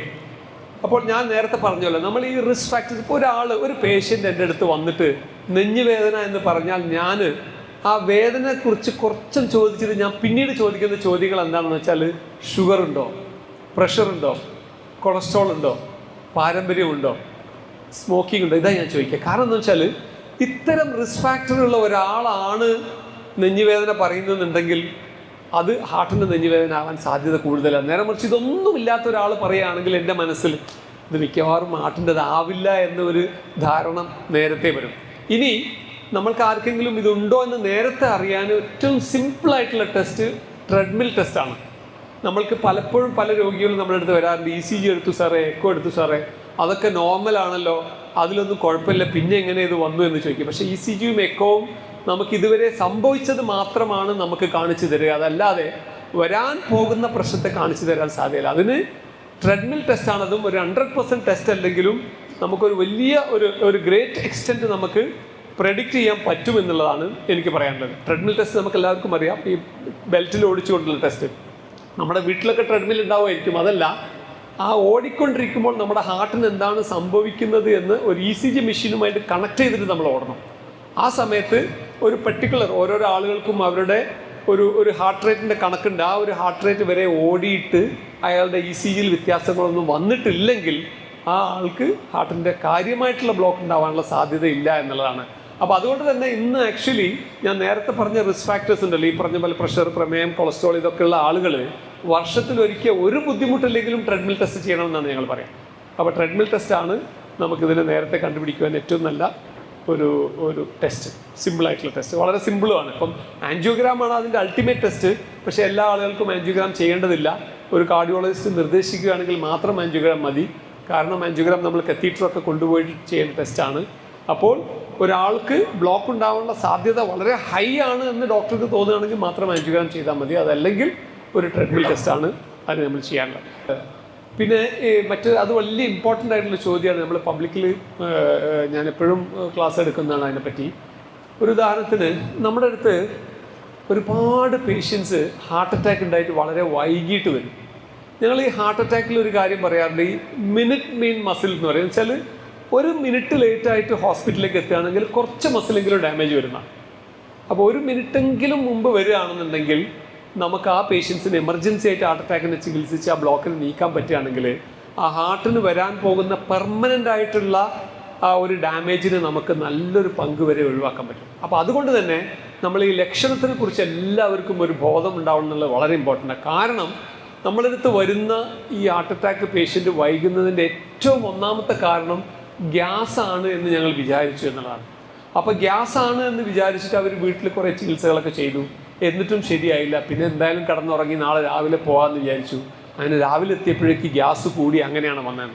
അപ്പോൾ നമ്മൾ മനസ്സിലാക്കേണ്ടത്, ഈ ഗ്യാസിൻ്റെ വേദനയാണെങ്കിൽ ഇപ്പം നമ്മുടെ വീട്ടിൽ എല്ലാവരുടെ വീട്ടിലും ഗ്യാസിൻ്റെ ഒരു ഗുളിക ഉണ്ടാവും മിക്കവാറും ഇന്നത്തെ കാലത്ത്, ഈ പാൻഡപ്രസോൾ പോലത്തെ ഗുളിക. അതല്ലെങ്കിൽ നമ്മൾ വേറെ മറ്റു വല്ല ചികിത്സയും നമ്മൾ അതിന് ചെയ്തിട്ട് ഗ്യാസ് മാറുന്നില്ല എങ്കിൽ, സാധാരണ ഒരു ഗ്യാസിൻ്റെതാണെങ്കിൽ നമ്മളൊരു ജലൂസിലോ അല്ലെങ്കിൽ പാൻഡപ്രസോളോ കഴിച്ചു കഴിഞ്ഞാൽ അതിനൊരു റിലീഫ് കിട്ടണം. അത് കഴിച്ചിട്ടും നമുക്കൊരു റിലീഫ് കിട്ടിയിട്ടില്ലെങ്കിൽ ഇത് ഹാർട്ടിൻ്റെ അറ്റാക്കിൻ്റെ ലക്ഷണമാകണോ എന്ന് നമ്മൾ ചിന്തിക്കേണ്ടതുണ്ട്. ഏറ്റവും ചുരുങ്ങിയത് അടുത്ത ഒരു സ്ഥലത്ത് പോയിട്ട് ഒരു ECG നമ്മൾ എടുക്കണം. പ്രത്യേകിച്ച് ഷുഗർ, പ്രഷർ, കൊളസ്ട്രോൾ, ഞാൻ നേരത്തെ പറഞ്ഞ റിസ്ക് ഫാക്ടേഴ്സ് ഉള്ള ആളുകൾക്കാണ് ഇങ്ങനത്തെ ലക്ഷണം വരുന്നുണ്ടെങ്കിൽ ഒരിക്കലും അത് നെഗ്ലക്റ്റ് ചെയ്ത്. കാരണം എനിക്കൊരുപാട് അനുഭവമുണ്ട്. ഒരു പ്രാവശ്യം ഹാർട്ട് അറ്റാക്ക് വന്ന് ആൻജിയോപ്ലാസ്റ്റിക് ചെയ്ത് പോയ ആളുകൾ പോലും പിന്നീട് അല്ല ഡോക്ടർ അത് ഞാൻ ഗ്യാസ് ആണെന്ന് വിചാരിച്ചിട്ട് നേരെ വൈകിപ്പോയി എന്ന് പറയും. അപ്പോൾ അതുകൊണ്ട് നമ്മൾ അത് മാത്രമല്ല, ഗ്യാസിന് 2-3 കാര്യങ്ങൾ കൂടി ഞാൻ അതിനോടനുബന്ധിച്ച് പറയാം, നിങ്ങൾക്കത് കുറച്ചും കൂടി മനസ്സിലാവും. ഒന്ന്, നമ്മൾക്കൊരു ഗ്യാസിൻ്റെ അസുഖം ഉണ്ടായിക്കഴിഞ്ഞ് അത് റിലീവ് ആകുന്നില്ല, അത് കുറയുന്നില്ല എങ്കിൽ തീർച്ചയായിട്ടും നിങ്ങൾ ഡോക്ടറെ കാണണം. രണ്ടാമത്തത്, ഈ ഗ്യാസിൻ്റെ ബുദ്ധിമുട്ട് എപ്പോഴും നമ്മുടെ ഈ വയറിൻ്റെ പൊക്കിളിൻ്റെയും ഈ നെഞ്ചിൻ്റെയും ഇടയിലാണ് കൂടുതലായിട്ട് അനുഭവപ്പെടുക. അത് ചില ആളുകൾക്ക് മുകളിലേക്ക് വരാം. നേരെ മറിച്ച് ഈ അസ്വസ്ഥത നമുക്ക് നമ്മുടെ ഇടത്ത് ഷോൾഡറിലേക്കോ അതല്ലെങ്കിൽ നമ്മുടെ തൊണ്ടയിലേക്കോ അത് പരന്ന് പോകുന്നുണ്ടെങ്കിൽ അത് ഒരു പക്ഷേ ഹാർട്ടിൻ്റേതായിരിക്കാം എന്ന് നമ്മൾക്ക് ഒരു ബോധ്യമുണ്ടാവണം. ഒന്നാമത്തെ പോയിന്റ്. പിന്നെ രണ്ടാമത്തെ പോയിന്റ്, അതിൻ്റെ കൂടെ വല്ലാത്തൊരു ക്ഷീണം, എന്തൊക്കെയോ ഒരു സംഭവിക്കുന്ന പോലെ പോയി കിടക്കാൻ തോന്നുന്ന ഒരു ഫീലിംഗ് ഉണ്ടെങ്കിൽ അതും നമ്മളൊരു ലക്ഷണമായിട്ട് കണക്കാക്കേണ്ടതുണ്ട്. പിന്നെ മൂന്നാമത്തെ ഒരു പോയിന്റ്, ഈ ഗ്യാസിൻ്റെ അസ്വസ്ഥതൻ്റെ കൂടെ ഭയങ്കരമായിട്ട് വേർത്തൊലിക്കുക, അങ്ങനെയും കൂടി ഉണ്ടെങ്കിൽ ഇതൊക്കെ നമുക്ക് ഒരു പക്ഷേ ഇത് ഗ്യാസ് ആയിരിക്കില്ല, ഇത് ഹാർട്ടിൻ്റെ ആൻജൈനൽ പെയിൻ ആയിരിക്കാം എന്ന ഒരു ബോധ്യം നമുക്ക് ഈ ഒരു 3 പോയിന്റ്സ് തരേണ്ടതുണ്ട്. പിന്നെ നാലാമത്തത്, നമ്മളിത് പറയുന്നത് കുറയുന്നില്ല, അത് കൂടി വരികയാണ്. കുറയുന്നില്ല എങ്കിലും നമ്മളിത് ഒരു പക്ഷേ ഗ്യാസിൻ്റെതായിരിക്കില്ല, ഇത് ഹാർട്ടുമായിട്ട് ബന്ധപ്പെട്ട ലക്ഷണമായിരിക്കാം എന്ന് നമുക്ക് ഒരു ബോധ്യമുണ്ടാവണം. പിന്നെ മറ്റൊരു ഇമ്പോർട്ടൻ്റ് കാര്യം എന്താണെന്ന് വെച്ചാൽ, പിന്നെ ഈ കാർഡിയാക്കിൻ്റെ സിംറ്റംസ് ഈ പറഞ്ഞ പോലെ റിസ്ക് ഫാക്ടേഴ്സ് അതല്ലെങ്കിൽ വേറെ ആർക്കെങ്കിലും ഇതിന് മുമ്പ് ഉണ്ടായിട്ടുണ്ടെങ്കിൽ, അതല്ലെങ്കിൽ ഈ ആൾക്ക് തന്നെ ഇതിൻ്റെ മുമ്പ് ഹാർട്ട് അറ്റാക്ക് ഉണ്ടായിട്ടുണ്ടെങ്കിൽ, അങ്ങനത്തെ ആളുകൾക്ക് അത് വീണ്ടും വരാൻ വലിയ സാധ്യത കൂടുതലാണ് എന്നുള്ളത് കൊണ്ട് അത്തരം ആളുകൾ ഇതിനെ കുറച്ചുകൂടി ഒരു കെയർ എടുത്ത് ശ്രദ്ധിക്കേണ്ടതുണ്ട് കൂടിയാണ് എനിക്കതിന് പറയാം. അതായത് ആക്ച്വലി ഇത് ഒരുപാട് ആളുകൾ പറയുന്ന ഒരു കാര്യമാണ്, പക്ഷെ അത് ആക്ച്വലി സയൻറ്റിഫിക്കലി അത് പ്രൂവ് ചെയ്തിട്ടില്ല, ശാസ്ത്രീയമായി തെളിയിച്ചിട്ടില്ല. പക്ഷേ ഒരു കാര്യം ഉറപ്പാണ്, ഈ കോവിഡിൻ്റെ വരവോട് കൂടിയിട്ട് ഹാർട്ട് അറ്റാക്കിൻ്റെ തോത് വളരെയധികം വർദ്ധിച്ചു എന്നുള്ളത് സത്യമാണ്. മനസ്സിലായില്ല? അപ്പോൾ അത് കോവിഡ് ഈ രോഗത്തിന് ആക്ച്വലി ഭയങ്കരമായിട്ട് ഹാർട്ട് അറ്റാക്കുമായി ബന്ധമുണ്ട്. പിന്നെ നമുക്കെല്ലാവർക്കും നമ്മളെല്ലാവരും ഇപ്പം കോവിഡ് അന്ന് പ്രൂവ് ചെയ്തവരും ഇല്ലാത്തവർക്കും എന്നോട് ചോദിക്കുകയാണെങ്കിൽ ഒട്ടുമിക്ക ആളുകൾക്കും ഈ കോവിഡ് കിട്ടിക്കഴിഞ്ഞിട്ടുണ്ടായിരിക്കും. അത് ചില ആളുകൾക്ക് പോസിറ്റീവായിട്ടുണ്ടാവും, ചില ആൾക്കാർക്ക് പോസിറ്റീവ് ആയിട്ടില്ല എന്ന് മാത്രം. അപ്പോൾ ഇന്ന് നമ്മൾ കാണുന്നത് വളരെ ചെറിയ പ്രായത്തിലൊക്കെ ഈ ഹാർട്ട് അറ്റാക്കുമായി വരുന്ന ആളുകളുടെ ഒരു കാരണം ഈ കോവിഡ് കൊണ്ടായിരിക്കാം, അത് കോവിഡ് വാക്സിൻ കൊണ്ടായിരിക്കണമെന്നില്ല. പക്ഷേ കോവിഡ് തീർച്ചയായിട്ടും തെളിയിച്ചതാണ്, ഈ കോവിഡ് ബാക്ടീരിയ നമ്മുടെ ഹൃദയത്തിൽ അല്ലെങ്കിൽ നമ്മുടെ ശരീരത്തിൽ രക്തം കട്ട പിടിക്കുന്ന പ്രവണതയെ വളരെയധികം കൂട്ടുന്നു എന്നുള്ളത് തെളിയിച്ച കാര്യമാണ്. കോവിഡ് വാക്സിന് ഇതേമാതിരി ഹാർട്ട് അറ്റാക്കിനെ കൂട്ടി എന്നുള്ളത് ശാസ്ത്രീയമായി തെളിയിച്ചിട്ടില്ല. അത് ആക്ച്വലി സാധാരണ ആളുകളെക്കാളും കൂടുതലാണ്. നമ്മുടെ ആളുകൾക്കൊരു തെറ്റിദ്ധാരണ ഉണ്ട്, ഒരിക്കൽ ആൻജിയോപ്ലാസ്റ്റി കഴിഞ്ഞു അല്ലെങ്കിൽ ബൈപ്പാസ് കഴിഞ്ഞു അതോടുകൂടി എല്ലാം തീർന്നു. ഞാൻ ആൾക്കാരോട് പറയാറുള്ളത് അങ്ങനെയല്ല. Actually it's A beginning of A problem എന്ന് ഞാൻ പറയുന്നത്. വെച്ചാൽ അതൊരു പ്രോബ്ലത്തിൻ്റെ അവസാനമല്ല, അതിൻ്റെ തുടക്കമാണ്.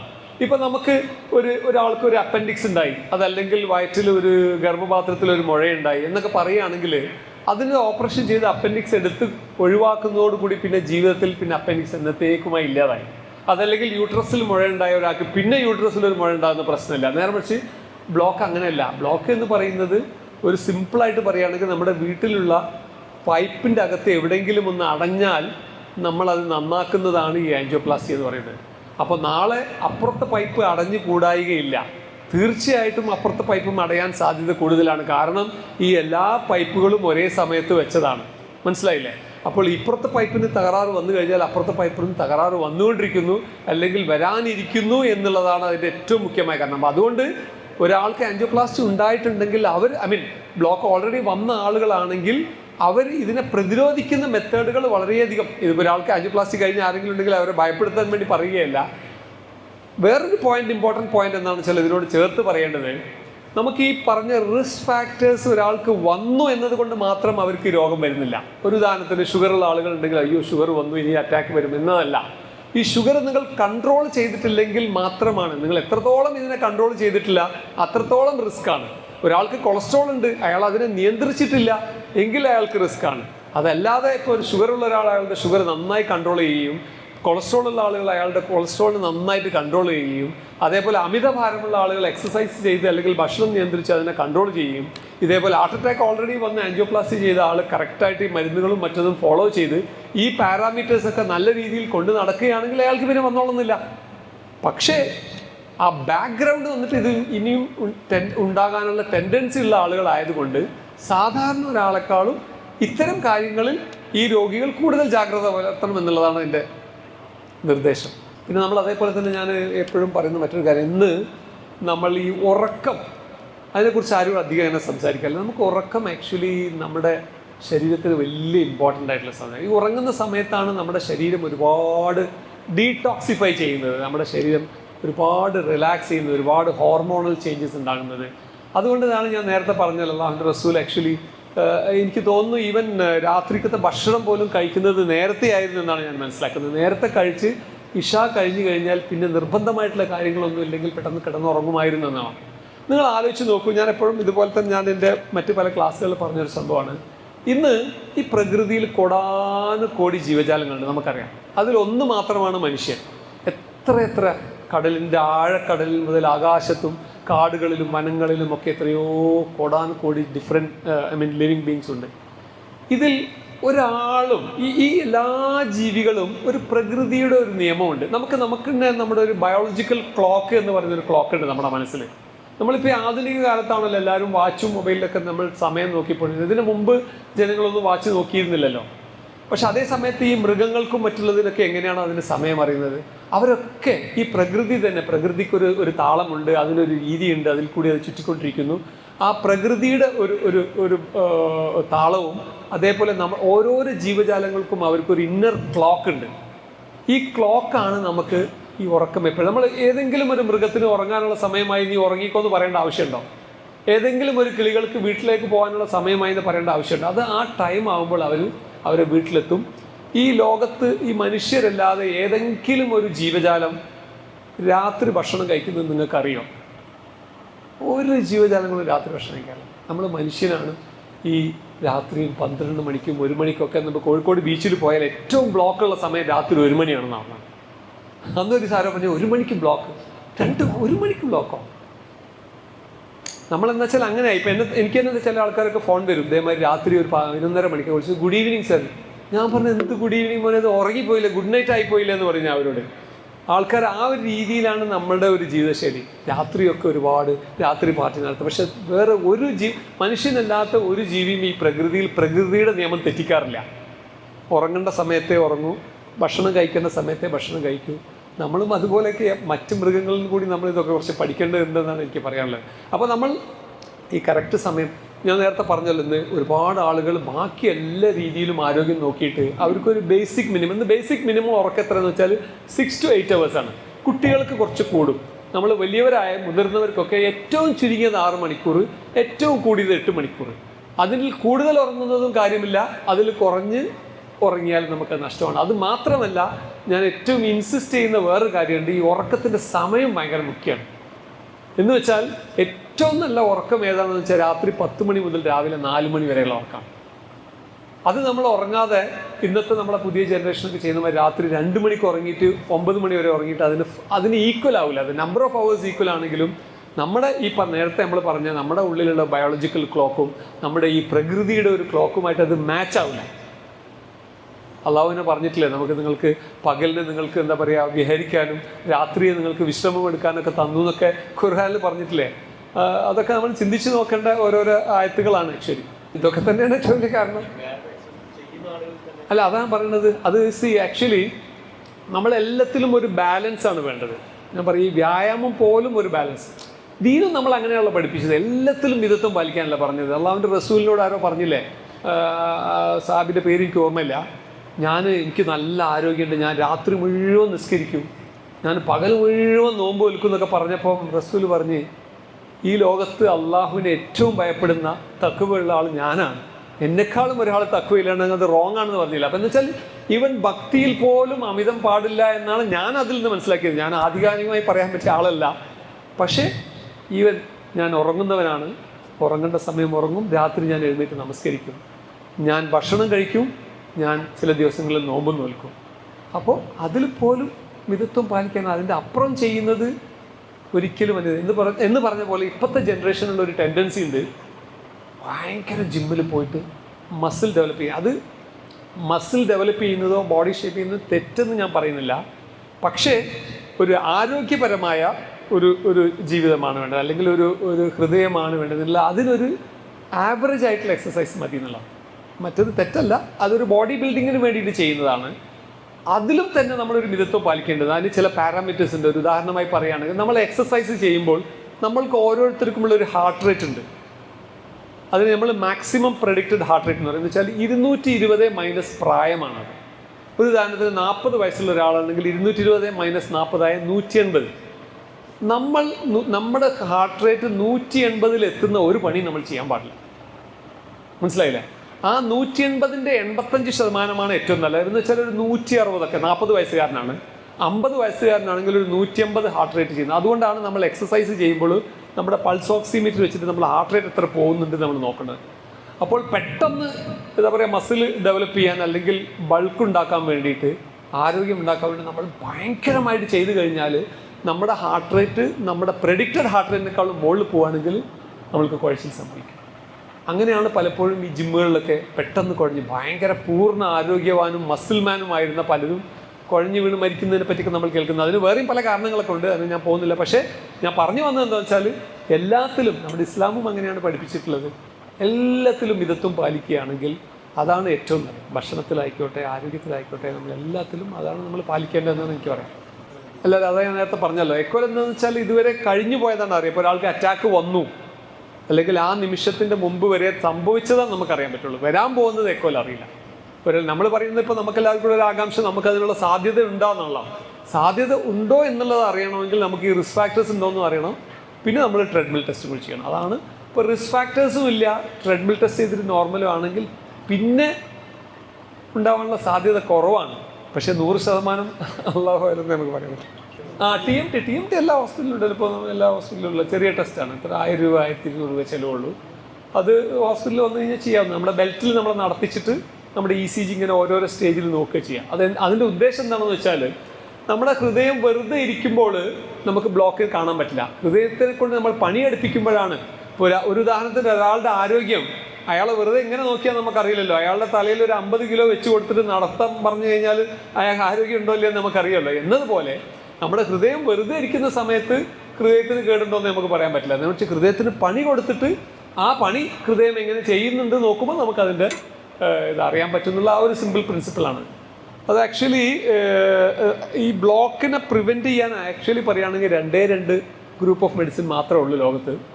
അത് ഒന്ന് ഈ രക്തം കട്ട പിടിക്കാതിരിക്കാനുള്ള ഗുളിക, നിങ്ങൾക്ക് എല്ലാവർക്കും അറിയുന്ന ആസ്പിരിൻ ഉണ്ടല്ലോ, എക്കോസ്പിരിൻ ഗുളിക. പിന്നെ മറ്റൊന്ന് കൊളസ്ട്രോളിൻ്റെ ഗുളിക. പക്ഷേ ഇത് രണ്ടും തന്നെ ബ്ലോക്ക് വരാതിരിക്കാൻ വേണ്ടി എല്ലാവർക്കും നിർദ്ദേശിക്കുന്നില്ല. കാരണം ഏതൊരു മരുന്നിനും അതിൻ്റെതായ പാർശ്വഫലങ്ങളുണ്ടല്ലോ. അപ്പോൾ അതിൻ്റെ ഒരു റിസ്ക് ബെനിഫിറ്റ് റേഷ്യോ നോക്കിയതിന് ശേഷം നമ്മൾ ഉപയോഗിക്കും. ഉദാഹരണത്തിന് ഇത് കഴിക്കുന്നത് കൊണ്ട്, ഇപ്പോൾ ഒരു ആസ്പിരിൻ കുറേ കാലം കഴിക്കുമ്പോൾ ചില ആളുകൾക്ക് വയറ്റിൽ പുണ്ണുണ്ടാവാം. ആസ്പിരിൻ കഴിക്കുന്നത് കൊണ്ട് ബ്ലോക്ക് വരുന്നതിന് തടയാനുള്ള സാധ്യതയുണ്ട്. അപ്പം നോക്കുമ്പോൾ ഏതാണ് ഗുണം എന്ന് നോക്കിയിട്ട് മാത്രമേ വയ്ക്കാൻ പാടുള്ളൂ. ഇപ്പോൾ ഉദാഹരണത്തിന് ഒരുപാട് ഷുഗർ കുറേ കാലമായിട്ടുണ്ട്, അതല്ലെങ്കിൽ അങ്ങനത്തെ ഷുഗറുമായി ബന്ധപ്പെട്ട് കുറേ കാലം മറ്റു രോഗങ്ങളുണ്ട് എങ്കിൽ അത്തരം ആളുകൾക്ക് ഈ ആസ്പിരിൻ പോലത്തെ ഗുളിക എടുക്കുന്നതിന് കുഴപ്പമില്ല. അതല്ലാതെ ബ്ലോക്ക് വരാതിരിക്കാൻ എല്ലാവർക്കും ഈ ഗുളിക എടുക്കാൻ പറ്റില്ല. പിന്നെ മറ്റൊന്ന് കൊളസ്ട്രോളിൻ്റെ ഗുളികയാണ്. അപ്പോൾ കൊളസ്ട്രോളിൻ്റെ ലെവൽ അധികം ഉണ്ടെങ്കിൽ അത് നമുക്ക് എടുക്കുകയാണെങ്കിൽ, കൊളസ്ട്രോളിനെ നമ്മൾ കുറയ്ക്കുകയാണെങ്കിൽ നമ്മുടെ ഹൃദയത്തിലുള്ള ചെറിയ ബ്ലോക്കുകളെ പോലെ അത് സ്റ്റെബിലൈസ് ചെയ്യുമെന്നാണ് പറയാം. അപ്പോൾ ഈ 2 ഗുളികകളാണ് അതിനെ പ്രിവെൻറ്റ് ചെയ്യുന്നത്. അതെന്താണെന്ന് വെച്ചാൽ അത് ഭയങ്കര ഹൈലി ഇൻഡിവിജ്വലൈസ്ഡ് ആണെന്ന് നമ്മൾ പറയുന്നത്. എന്ന് വെച്ചാൽ വ്യക്തിപരമായിട്ട് ഡിസൈഡ് ചെയ്യേണ്ടതാണ്. ഇപ്പോൾ ഒരേ രണ്ട് വ്യക്തികൾക്ക് ഒരേ രോഗത്തിന് വ്യത്യസ്ത ചികിത്സയായിരിക്കും. അത് ആക്ച്വലി ആ രോഗിയും അതിലൊരു പരിജ്ഞാനം നേടിയിട്ടുള്ള ഡോക്ടറും കൂടി ചേർന്ന് തീരുമാനിക്കേണ്ട തീരുമാനമാണ്.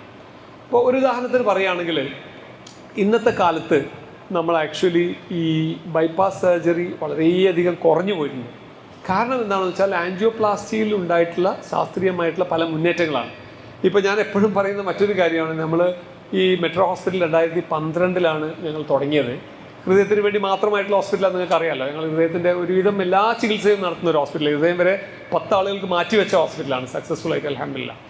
അപ്പോൾ ഈ ഒരു 2012 നമ്മുടെ ഹോസ്പിറ്റലിൽ നിന്ന് ഓപ്പൺ ഹാർട്ട് സർജറി ചെയ്തു പോയ അതേ ആളുകൾ ഇന്ന് 2026 വരികയാണെങ്കിൽ അതിലൊരു 75% ആളുകൾക്ക് ഇന്ന് ഞങ്ങൾ ഓപ്പൺ ഹാർട്ട് സർജറി ഇല്ലാതെ ചികിത്സിക്കും. അപ്പോൾ ഈ കഴിഞ്ഞ 10, 13, 14 വർഷങ്ങൾ കൊണ്ട് ഈ ആൻജിയോപ്ലാസ്റ്റി മേഖല അല്ലെങ്കിൽ ഹൃദ്രോഗ ചികിത്സാ രംഗത്തുണ്ടായിട്ടുള്ള ഒരു വലിയ മുന്നേറ്റമാണ് അത് പറയുന്നത്. കാരണം സയൻസ് അത്ര എവോൾവ് ആകാണ്. പണ്ട് ഞങ്ങൾക്ക് പല ബ്ലോക്കുകളും ഞങ്ങൾക്ക് ആൻജിയോപ്ലാസ്റ്റി ചെയ്യാൻ പറ്റില്ലായിരുന്നു.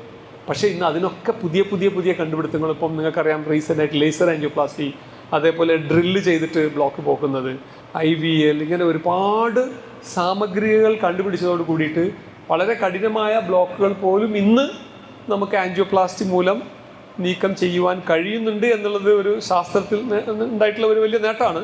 അത് മെട്രോ ഹോസ്പിറ്റൽ ഞങ്ങളെന്ന് വെച്ചാൽ ഒരു ഹൃദ്രോഗത്തിന് വേണ്ടി മാത്രമായി നിൽക്കുന്നത് കൊണ്ടും അതിൻ്റെ എല്ലാ ചികിത്സയും അവൈലബിൾ ആക്കണമെന്നൊരു ആവേശം ഞങ്ങൾക്കുള്ളത് കൊണ്ടും ഞങ്ങൾ ഒട്ടുമിക്ക ഇത്തരം ചികിത്സയെ ഞങ്ങൾ അവിടെ ചെയ്യുന്നുണ്ട്. ഒരുപാട് ആളുകൾക്ക് ഞങ്ങൾക്ക് ബൈപ്പാസ് ഇല്ലാതെ തന്നെ, ഇപ്പോൾ പ്രത്യേകിച്ച് ഗൾഫിലൊക്കെ ആണെങ്കിൽ 3 ബ്ലോക്ക് വന്നു കഴിഞ്ഞാൽ പിന്നെ അവർ ബൈപ്പാസ് അല്ലാതെ വേറൊന്നും ചെയ്യില്ല. അതെനിക്ക് തോന്നുന്നു അവിടെ ഇൻഷുറൻസും അത് പിന്നെ ബൈപ്പാസ് അല്ലാതെ വേറൊന്നിനും അവർ കാശ് കൊടുക്കുകയില്ല എന്നോ. അത്തരം രോഗികളൊക്കെ എത്രയോ പേര് ഇവിടെ വന്ന് ആൻജിയോപ്ലാസ്റ്റി ചെയ്തൊരു 3ാമത്തെ ദിവസം തിരിച്ച് പോകുന്ന ഒരു സാഹചര്യം ഉണ്ട് ഇപ്പോൾ. അപ്പോൾ അതുകൊണ്ട് ഞാൻ നേരത്തെ പറഞ്ഞത്, ഓരോരുത്തരുടെ രോഗം, ആ ബ്ലോക്കിൻ്റെ എണ്ണം, ആ ബ്ലോക്കിൻ്റെ രീതി, അതിൻ്റെ കോലം, ആ വെസൽസിൻ്റെ ആരോഗ്യം, ഇതൊക്കെ നോക്കിയിട്ട് വേണം ഇവർക്ക് മരുന്ന് വേണോ അല്ലെങ്കിൽ ആൻജിയോപ്ലാസ്റ്റി വേണോ അല്ലെങ്കിൽ ബൈപ്പാസ് സർജറി വേണോ തീരുമാനിക്കേണ്ടത്. പൊതുവേ രോഗത്തിൻ്റെ കാഠിന്യം കൂടുതലാണെങ്കിൽ ബൈപ്പാസ് സർജറിയിലേക്കും, ഇത് കുറവാണെങ്കിൽ ആൻജിയോപ്ലാസ്റ്റിയിലേക്കും, അതിലും കുറവാണെങ്കിൽ മരുന്ന് എന്ന് വേണമെങ്കിൽ നമുക്ക് ബ്രോഡായിട്ട് വേണമെങ്കിൽ അതിനെ പറയാം. അല്ല, അത് ഓരോന്നിനും ഓരോരോ പർപ്പസാണ്. ഇപ്പോൾ നമ്മളിപ്പോൾ എന്ന് വെച്ചാൽ ഒരാളുടെ നീട്ടമാണോ ഒരാളുടെ വെയിറ്റ് ആണോ മുഖ്യം എന്ന് ചോദിക്കുന്ന മാതിരിയാണ്. നീട്ടം നോക്കുന്ന അയാളെ ഉയരം അറിയാനാണ്, വെയിറ്റ് നോക്കുന്ന അയാൾ വെയിറ്റ് അറിയാനല്ല. രണ്ടിനും വേറെ വേറെ പർപ്പസാണ്. എക്കോയിൽ നമ്മൾ അതിൻ്റെ സ്ട്രക്ചർ കാണാനാണ്, ബ്ലഡിൽ അതിൽ വന്നിട്ടുള്ള ഡാമേജ് അറിയാൻ വേണ്ടിയിട്ടാണ്. അപ്പോൾ അങ്ങനെ വേറെ വേറെ പർപ്പസാണ്. അത് ഒന്നിനൊന്ന് എന്താ പറയുക, സബ്സ്റ്റിറ്റ്യൂട്ട് അല്ല, എടുക്കാറില്ല എന്നോ അങ്ങനൊന്നുമില്ല. ട്രെഡ്മില്ലിൽ നടക്കാൻ പറ്റിയ, ഓടാൻ പറ്റിയ ഒരാൾക്ക് എത്ര വയസ്സായാലും എടുക്കാം. അത് അയാളുടെ ആരോഗ്യം അനുസരിച്ചിരിക്കും. ഈ 60 വയസ്സ് കഴിയുമ്പോഴേക്കും മുട്ട് തേഞ്ഞു പോയി നടക്കാൻ പറ്റാത്ത ആളാണെന്നുണ്ടെങ്കിൽ നമുക്ക് ചെയ്യാൻ പറ്റില്ല. ഇത് തോന്നുന്നു അല്ലേ, നമ്മൾ വൈൻഡപ്പ് ചെയ്യാൻ തോന്നുന്നു. പക്ഷേ അത് എന്തായാലും എല്ലാവരും മീറ്റ് ചെയ്തതിലും ഇൻട്രാക്ട് ചെയ്യാൻ പറ്റിയതിലൊക്കെ വളരെ സന്തോഷം. അസ്സലാമു അലൈക്കും.